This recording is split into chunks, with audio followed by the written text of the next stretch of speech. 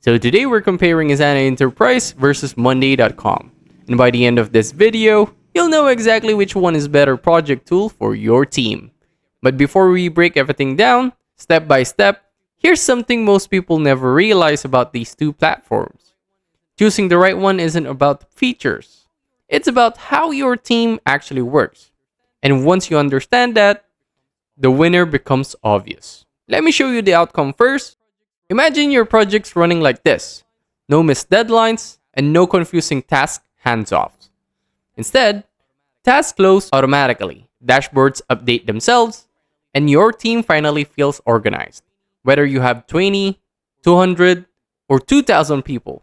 That's the difference between a basic project tool and an enterprise-grade system. Asana Enterprise is built for teams that want cleaner workflows, simple automation, a very intuitive, low learning curve experience. Its strength is clarity. You can literally see every project, dependency, and timeline without digging through menus. And the automation? It's smoother, great for marketing teams, operations teams, and cross-department collaboration.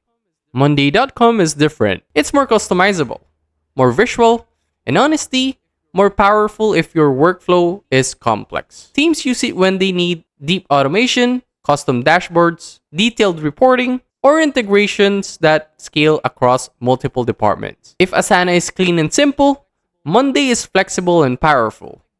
Almost like building your own project system from scratch. So which one wins? Here's the simplest way to look at it. Choose Asana Enterprise if you want something clean and easy for everyone to adapt. Choose Monday.com if you need heavy automation, custom workflows, and advanced reporting. Both are great, but the best one depends on how complex your team's processes are. And that's it.